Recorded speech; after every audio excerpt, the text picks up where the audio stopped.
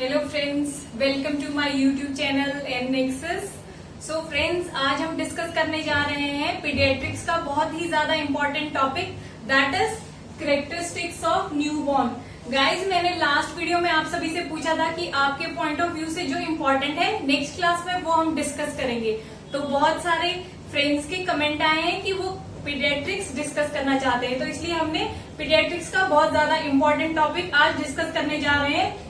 तो फ्रेंड्स, अगर आप सभी को मेरी वीडियो पसंद आए तो प्लीज इसे लाइक कीजिए, शेयर कीजिए, कमेंट कीजिए और मेरे चैनल को सब्सक्राइब कीजिए। तो let's start with the topic, that is characteristics of newborn. Newborn, अगर हम हेल्दी न्यूबॉर्न की बात करें तो हेल्दी न्यूबॉर्न कौन होता है?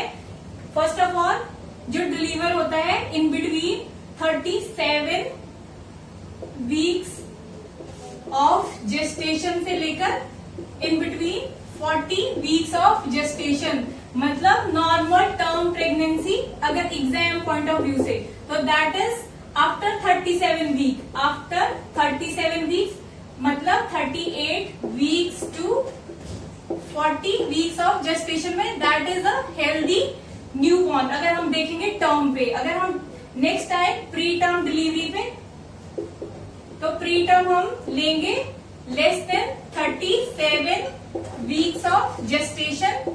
और अगर हम आए पोस्ट टर्म पे, तो पोस्ट टर्म डिलीवरी और प्रेगनेंसी हम कंसीडर करेंगे after 42 weeks of gestation.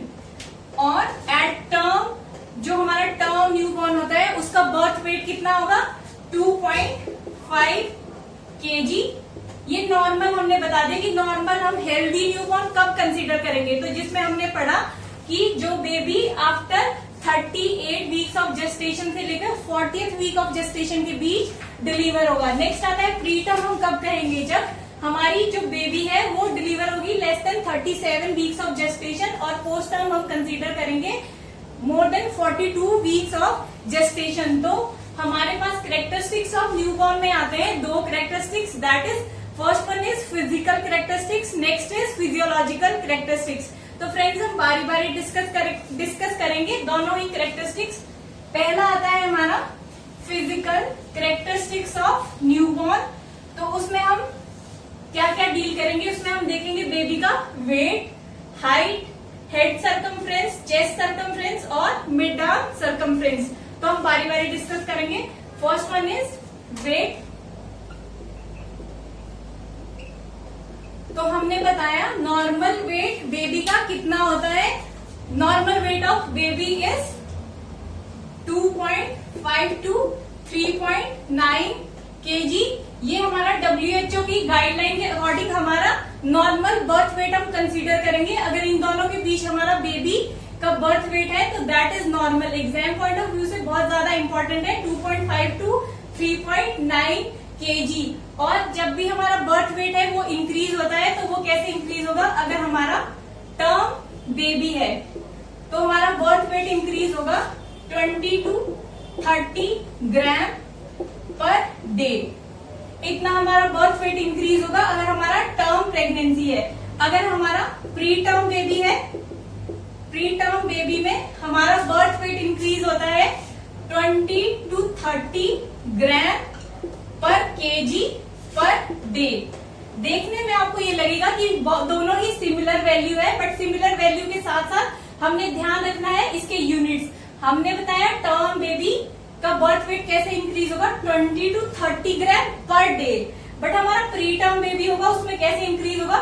20 to 30 ग्राम पर केजी पर डे। नेक्स्ट हमारा आता है, हमें पता है स्टार्टिंग में, बिल्कुल जो स्टार्टिंग के 10 डेज होते हैं उसमें क्या होता है, जो बेबी है उसका बर्थ वेट डिक्रीज होता है। तो हमारा 10% ऑफ बॉडी वेट डिक्रीज होगा इन फर्स्ट 10 डेज ऑफ बर्थ।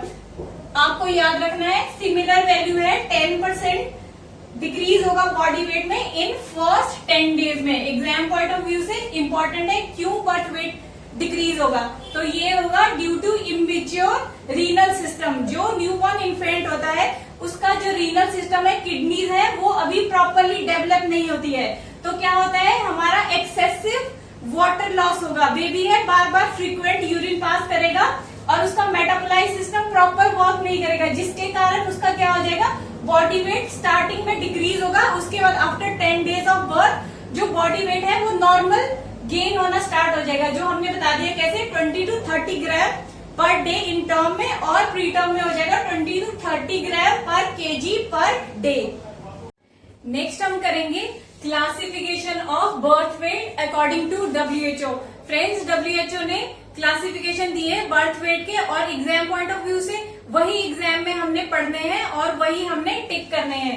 तो फर्स्ट आता है हमारा नॉर्मल बर्थ वेट। तो हमने बताया normal birth weight is 2.5 kg according to WHO।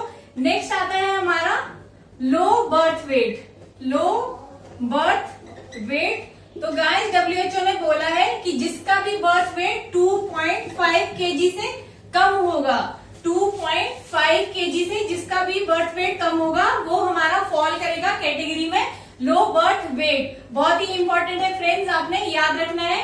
Next आता है वेरी लो बर्थ वेट।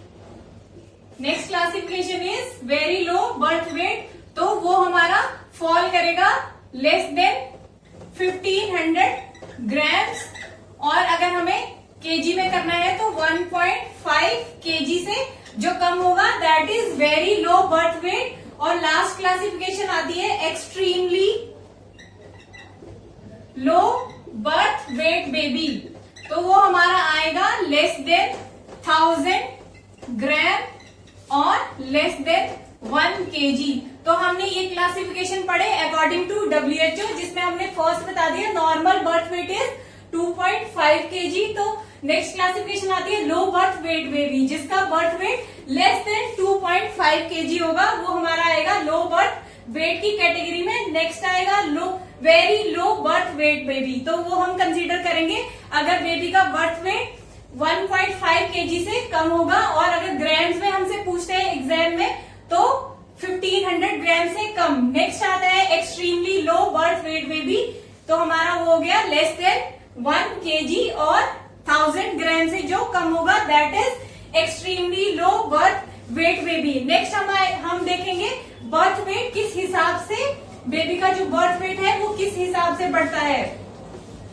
बहुत ही इंपॉर्टेंट है फ्रेंड्स, एग्जाम में बहुत बार पूछा जाता है, तो आपने ध्यान से सिंगल वैल्यू, आपने ऐसे नहीं सोचना है कि इंपॉर्टेंट टॉपिक नहीं है, बहुत इंपॉर्टेंट टॉपिक है इसीलिए हम डिस्कस कर रहे हैं। तो आपने सिंगल वैल्यू अच्छे से याद रखनी है। तो हमने बता दिया बर्थ वेट अगर हमारा 2.5 kg है तो हमारा बर्थ वेट डबल हो जाएगा 5 मंथ्स पे। हमारा बर्थ वेट ट्रिपल हो जाएगा 1 ईयर ऑफ एज पे, 1 साल पे। बहुत इंपॉर्टेंट है, मोस्ट ऑफ द टाइम हमसे यही एग्जाम में पूछा जाता है कि बर्थ वेट ट्रिपल कब हो जाता है, तो हमने याद रखना है हमारा बर्थ वेट ट्रिपल हो जाता है 1 ईयर ऑफ एज में। नेक्स्ट आता है 4 पॉइंट ज्यादा हो जाता है, वो हमारा हो जाता है 2 इयर्स ऑफ एज पे, मतलब ये हमारा ट्वाइस हो गया, थ्राइस हो गया, और ये हमारा 4 टाइम बर्थ वेट इंक्रीज हो गया कितने पे, 2 इयर्स पे। नेक्स्ट आता है हमारा 5 टाइम बर्थ वेट इंक्रीज हो जाता है हमारा 3 इयर्स पे। नेक्स्ट हमारा 7 टाइम इंक्रीज हो जाता है 7 इयर्स पे, और 10 टाइम इंक्रीज हो जाता है हमारा 10 इयर्स पे। ये दोनों तो बिल्कुल जितने इयर्स का बेबी होगा, ये इयर्स है, जितने इयर्स का बेबी होगा उतने ही हमारा कितना बर्थ वेट इंक्रीज हो गया। तो हमने बता दिया 2 टाइम्स इंक्रीज हो जाएगा। बहुत इंपॉर्टेंट है 5 मंथ पे, कभी कभी हमारा एग्जाम में 5 मंथ्स नहीं दिया है तो हमें याद रखना है, अगर 5 मंथ नहीं है तो 6 मंथ पे, 6 मंथ के ऊपर हमारा डबल हो जाएगा वेट। अगर हमारा 3 टाइम पूछेंगे तो 1 ईयर ऑफ एज पे, 4 टाइम हो जाएगा 2 ईयर ऑफ एज पे, 5 टाइम हो जाएगा 3 इयर्स ऑफ एज पे, 7 टाइम 7 इयर्स ऑफ एज, और 10 टाइम हमारा हो जाएगा 10 ईयर ऑफ एज पे। तो फ्रेंड्स आप सभी ने ये वैल्यूज बहुत अच्छे से याद कर लेनी है, सिंगल वैल्यू बहुत अच्छे से याद करनी है। तो हमारा पहला फिजिकल कैरेक्टरिस्टिक्स खत्म होता है इसी के साथ बर्थ वेट। नेक्स्ट हमारा आएगा height of newborn. Height of newborn हम करने जा रहे हैं, तो हमारी नॉर्मल हाइट जो बेबी की है वो हम कंसीडर करेंगे इन बिटवीन 48 टू 52 सेंटीमीटर। ये हमारी नॉर्मल हाइट है बेबी की। कभी कभी हम इसे लेंथ भी कंसीडर करेंगे। हाइट हमने बता दिया नॉर्मल 48 टू 50 सेंटीमीटर। और अगर हम एवरेज देखें तो एवरेज हमारा आएगा 50 सेंटीमीटर। अब हमने हमेशा याद रखना है एग्जाम में कभी कभी हमारे वैल्यूज है रेंज में दिए जाते हैं, कभी कभी हमारा सिंगल वैल्यू दी जाती है। और हमेशा हर एग्जाम में जो आंसर है वो वेरी करता है, हमारे पास ऑप्शन कैसे दिए हैं। तो आपने हमेशा सिंगल वैल्यू पे स्टिक नहीं रहना है, थोड़ा एवरेज में वैल्यूज लर्न करके रखनी है। तो हमने बता दिया नॉर्मल एवरेज हमारी लेंथ होगी 50 सेंटीमीटर। और हमने बता दिया अगर हमसे नॉर्मल मतलब उसमें हम रेंज में पूछ रहे हैं तो that is 48 to 52 centimetre. Next हमारा आता है कि हमारी लेंथ किस हिसाब से इंक्रीज होगी। तो हम ऐसे याद कर लेंगे 3 मंथ्स, 6 मंथ्स, 9 मंथ्स और 12 मंथ्स। तो आप दोनों तरह से लर्न कर सकते हैं, या आप इधर से स्टार्ट करें या आप यहां से स्टार्ट करें। तो मैं जैसे याद रखती हूँ मैं आपको वैसे बता रही हूँ। और एग्जाम में मोस्टली ये पूछा जाता है 12 मंथ्स पे बेबी की हाइट कितनी हो जाती है, तो दैट इज 75 सेंटीमीटर। तो आपने जैसे जैसे हमारे 3 मंथ्स डिक्रीज होते जाएंगे, यहां से आपने 5 सेंटीमीटर कम करते रहना है हाइट। तो 9 मंथ पे हमारी हो जाएगी 70 सेंटीमीटर, 6 मंथ पे हो जाएगी 65 सेंटीमीटर और हमारी 3 मंथ पे हो जाएगी 60 सेंटीमीटर। तो हमें याद करने के लिए एक इजी मेथड मिल गया। क्या बता दिया, हमारी 3 मंथ्स पे बेबी की हाइट हो जाएगी 60 सेंटीमीटर, 6 मंथ पे हो जाएगी 65 सेंटीमीटर, 9 मंथ्स पे 70 और 12 मंथ्स पे 75 सेंटीमीटर। तो आप जैसे भी लर्न करना चाहो वैसे कर सकते हो, बट ये सबसे इजी वे है। यहाँ पे आप 3 मंथ्स प्लस करते जाएंगे और यहाँ पे आप 5 पहली वैल्यू को छोड़ के पहली वैल्यू में आपने 10 सेंटीमीटर प्लस करोगे, उसके बाद आप 5 सेंटीमीटर प्लस करते जाओगे। और ये वैल्यू आपने बहुत अच्छे से याद रखनी है कि 1 ईयर पे हमारी बेबी की हाइट कितनी हो जाती है, दैट इज 75 सेंटीमीटर। नेक्स्ट आता है हमारा बेबी की हाइट डबल कब हो जाएगी। अगर एग्जाम में आएगा तो बेबी की हाइट डबल हो जाती है, doubles at 4 years of age में हमारे बेबी की जो हाइट है वो डबल हो जाएगी और बेबी की हाइट ट्रिपल हो जाएगी 14 इयर्स ऑफ एज। बहुत इंपॉर्टेंट है एग्जाम पॉइंट ऑफ व्यू से। आपने कैसे याद रखना है, डबल हो जाएगी 4 ईयर पे और ट्रिपल हो जाएगी उसमें प्लस 10 कर देंगे, तो 14 इयर्स ऑफ एज में हमारी ट्रिपल हो जाएगी और डबल हो जाएगी 4 इयर्स ऑफ एज में। तो हम थोड़ा अगर हमसे और हम कोई एग्जाम में हमसे पूछे तो हम देखेंगे कि हमारी जो सेकेंड ईयर ऑफ लाइफ होता है, सेकेंड ईयर ऑफ लाइफ है, तो उसमें हमारी बर्थ लेंथ है वो 12 सेंटीमीटर इंक्रीज होती है इन अ ईयर।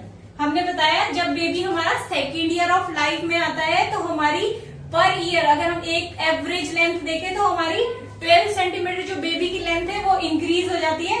और थर्ड ईयर ऑफ एज में बेबी की लेंथ 9 सेंटीमीटर इंक्रीज हो जाती है।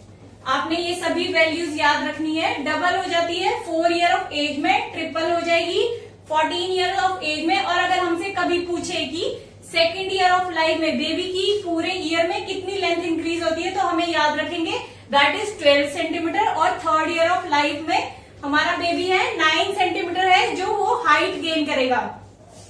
नेक्स्ट, अभी तक हमने दोनों ही चीजें कर ली हैं, हाइट और वेट। तो नेक्स्ट हम करेंगे BMI, that is body mass index. कैसे कैलकुलेट करेंगे, BMI is body mass index कभी कभी एग्जाम में हमसे पूछा जाता है क्विटलेट्स इंडेक्स। दोनों ही एक ही चीज का नाम है, क्विटलेट्स इंडेक्स और बीएमआई। तो हम कैसे कैलकुलेट करेंगे? इसमें अभी तक हमने बताया कि हमने हाइट और वेट दोनों ही पढ़ लिया है। तो हम क्या रखेंगे? फॉर्मूला हमारा आएगा weight in KG upon height in metre square. हमने बता दिया कैसे कैलकुलेट करेंगे। वेट इन केजी में हम वेट लेंगे और जो हाइट है वो हम मीटर स्क्वायर लेंगे। बहुत ही इंपॉर्टेंट है एग्जाम पॉइंट ऑफ व्यू से। एग्जाम में बहुत बार पूछा जाता है व्हाट इज क्विटलेट इंडेक्स। तो कंफ्यूज नहीं होना है। हमारा जो नॉर्मल बॉडी मास इंडेक्स है उसी को हम क्विटलेट इंडेक्स बोलते हैं, जिसका फॉर्मूला है कैलकुलेट करने के लिए weight in KG upon height in metre square. Next physical characteristics हमारा आता है हेड सर्कमफ्रेंस।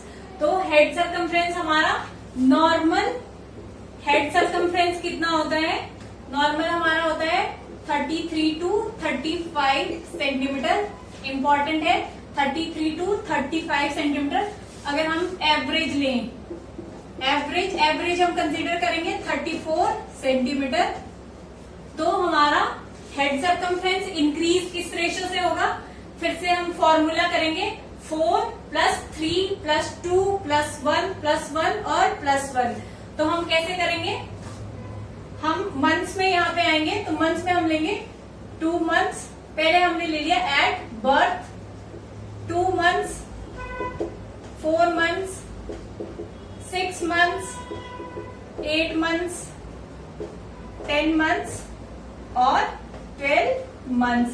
हमने बता दिया मंथ्स में हम कैसे गैप रखेंगे 2 मंथ्स। और हमने यहाँ बता दिया, यहाँ पे हम इसे फॉर्मूला में डालेंगे। तो हमने बता दिया एवरेज हमारा जो हेड सर्कमफ्रेंस होगा that is 34 centimetre at birth.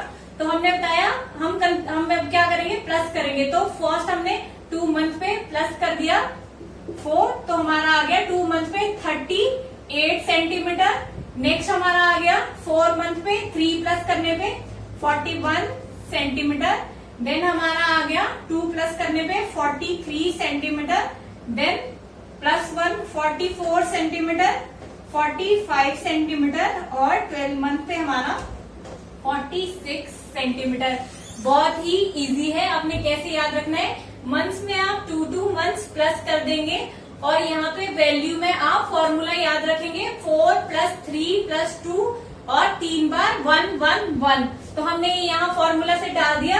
Birth पे हमारा आ गया 34 सेंटीमीटर, 2 मंथ्स पे आ गया +4 करने पे 38 सेंटीमीटर, 4 मंथ्स पे आ गया 41 सेंटीमीटर, 6 मंथ पे आ गया 43 सेंटीमीटर, 8 मंथ्स पे हमारा 44 सेंटीमीटर, 10 मंथ्स पे 45 और 12 मंथ और 1 ईयर पे हमारा आ गया कितना? 46 सेंटीमीटर। तो ये हमारा था हेड सर्कमफ्रेंस। नेक्स्ट हमारा आता है चेस्ट सर्कमफ्रेंस।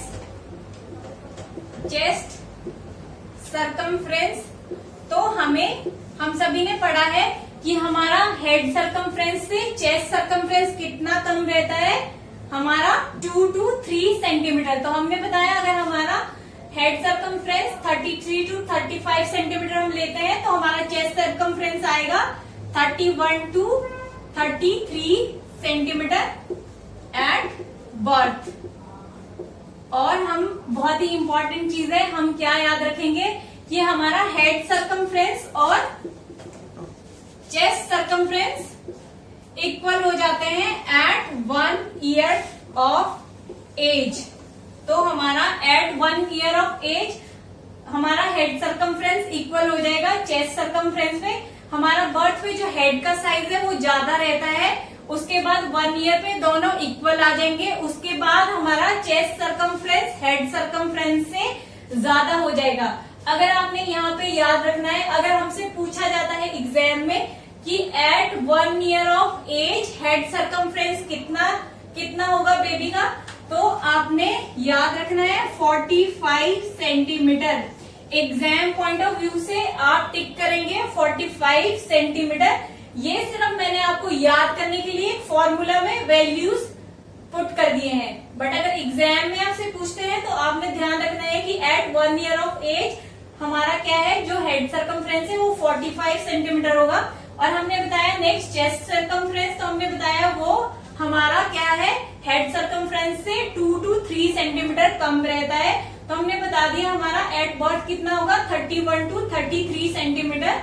तो हेड सर्कमफ्रेंस और चेस्ट सर्कमफ्रेंस इक्वल हो जाएंगे 1 ईयर ऑफ एज, तो वो कितना हो जाएगा अप्रोक्सीमेट, दोनों 45 सेंटीमीटर हो जाएंगे।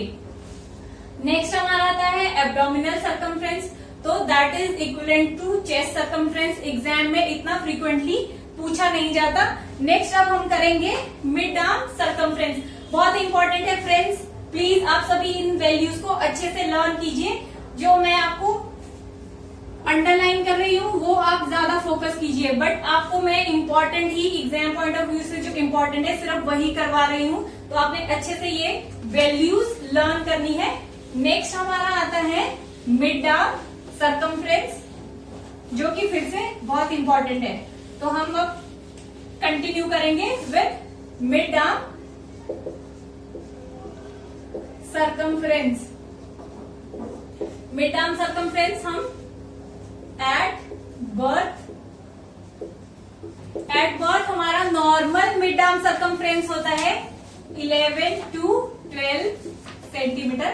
बहुत इंपॉर्टेंट है, most of the time exam में पूछा जाता है एट बर्थ हमारा मिड आर्म सर्कमफ्रेंस कितना होगा। नेक्स्ट हम करेंगे 1 ईयर्स पे। नेक्स्ट आएगा हमारा 5 ईयर्स पे हम चेक करेंगे। नेक्स्ट आता है हमारा 12 ईयर्स पे और more than 18 years of age पे। तो हमने बताया एट बर्थ हमारा मिड आर्म सर्कमफ्रेंस होता है 11 to 12 सेंटीमीटर। 1 ईयर पे हमारा हो जाएगा 12 to 16 सेंटीमीटर। 5 ईयर पे हो जाएगा 16 to 17 सेंटीमीटर।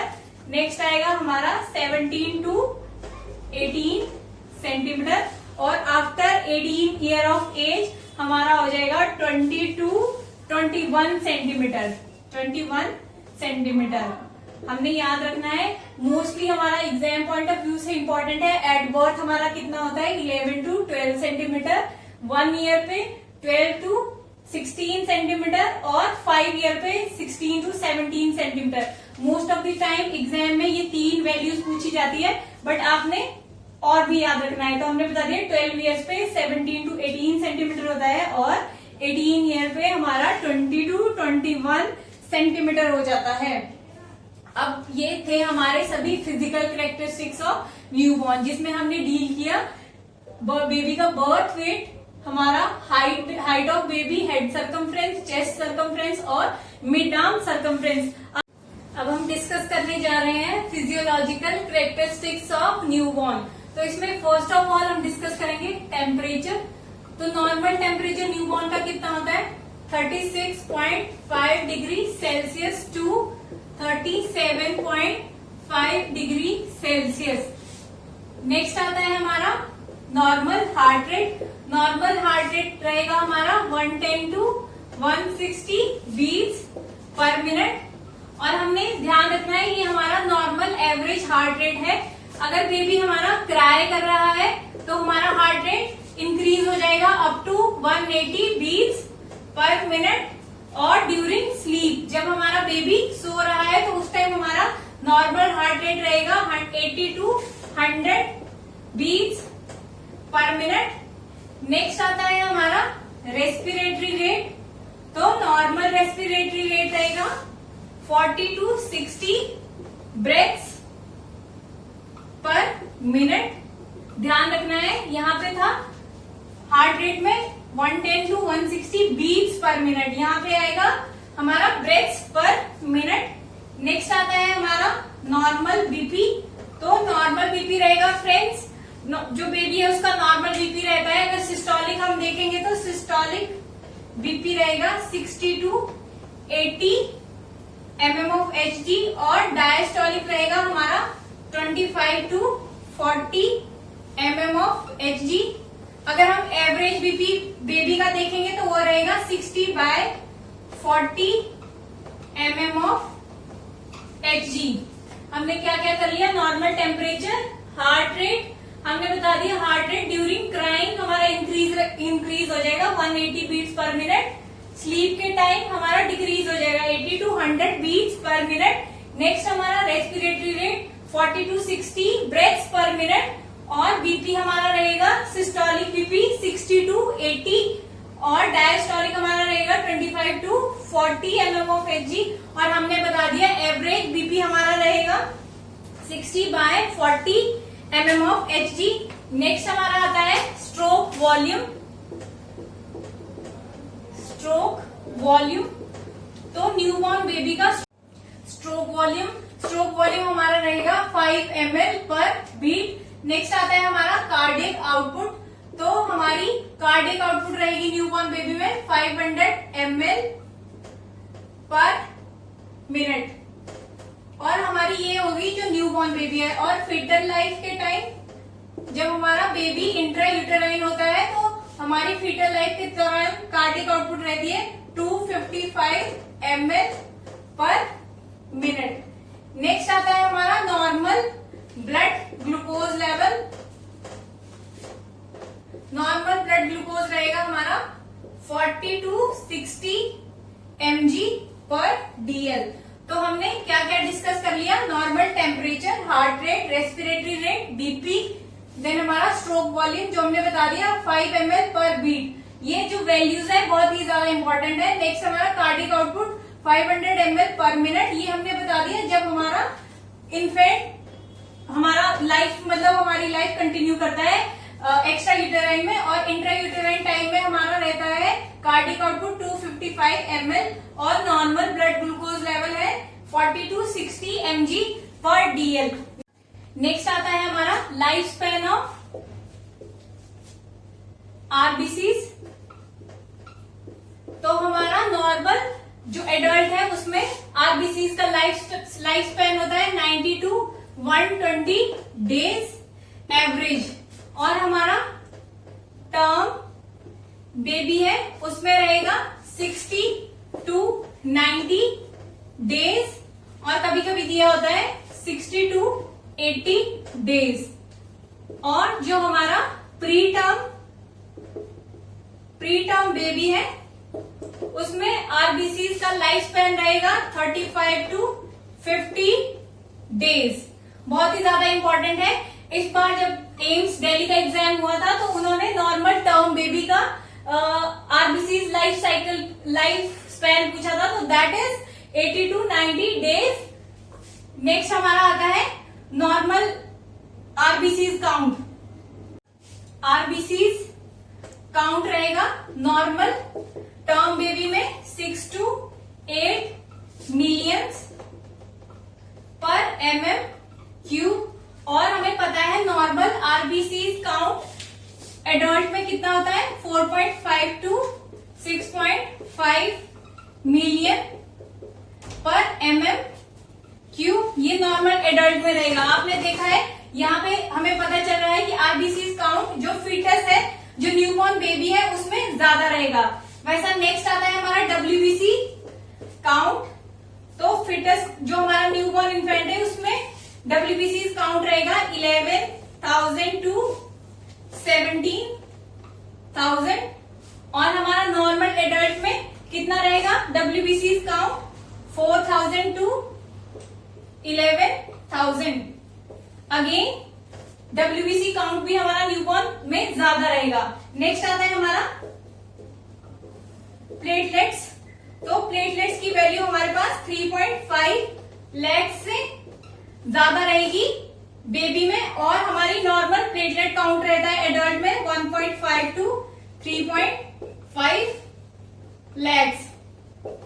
बहुत ही इंपॉर्टेंट है, हमने बता दिया। हमें ध्यान रखना है कि जो हमारा न्यूबॉर्न बेबी है उसमें आरबीसीज काउंट, डब्ल्यूबीसीज काउंट, प्लेटलेट काउंट जो नॉर्मल एडल्ट है उनमें से उनके कंपैरिजन में ज्यादा रहेंगे। तो हमें ध्यान रखना है, कभी भी अगर एग्जाम में आता है तो हमें कंफ्यूज नहीं होना है। हमें ध्यान रखना है कि इन सभी की वैल्यू न्यूबॉर्न में ज्यादा रहेगी और एडल्ट में कम रहेगी। नेक्स्ट आता है हमारा ईएसआर रेट, ईएसआर, तो ईएसआर भी हमारा इंक्रीज रहेगा न्यूबॉर्न में नॉर्मल ईएसआर होता है, एडल्ट मेल में रहेगा 0 to 15 in first hour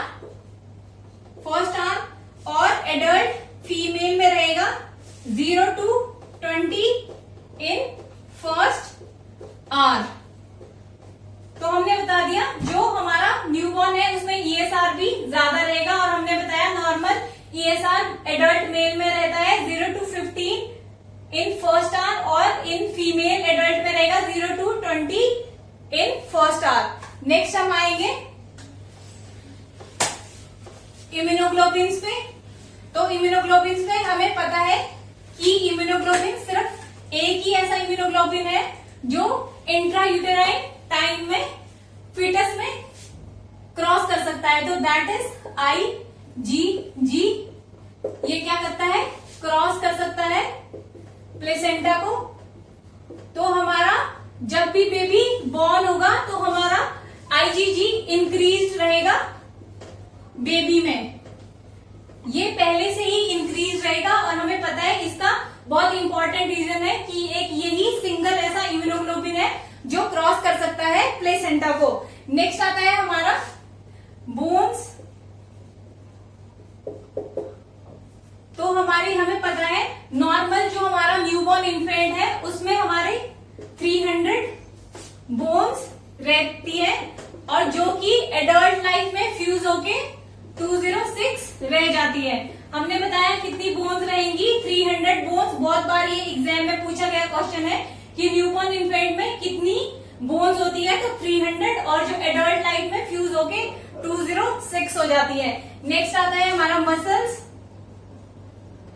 muscle तो हमारे at the time of birth baby में 650 मसल्स होते हैं जो बाद में फ्यूज होके 639 रह जाते हैं। बहुत इंपॉर्टेंट है ये। बेसिकली ये वाला क्वेश्चन एग्जाम में आता है कि एडल्ट में कितने मसल्स होते हैं, तो 639। बट हमें अगर हम पीडियाट्रिक्स पढ़ रहे हैं तो हमें पता होना चाहिए कि बेबी में भी कितने मसल होते हैं at the time of birth. तो हमने बता दिया 650 रहेंगे, और जो कि फ्यूज होके एडल्ट लाइफ में 639 हो जाएंगे। नेक्स्ट आता है हमारा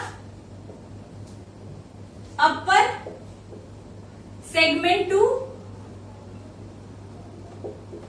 lower segment ratio. Lower segment ratio ये हमारी क्या रेशो होती है, हमें पता है जो हमारा नेवल होता है ये हमारा मिड पॉइंट रहता है बॉडी का। बट हमें पता है जो न्यूबॉर्न होते हैं उनका हेड सर्कमफ्रेंस ज्यादा होता है, हेड सरफेस एरिया ज्यादा होता है, और उनका अगर हम upper segment to lower segment, upper segment मतलब नेवल से ऊपर वाला हिस्सा और लोअर सेगमेंट मतलब नेवल से नीचे वाला हिस्सा। तो इन्फेंट की upper segment to lower segment ratio रहती है 1.8:1।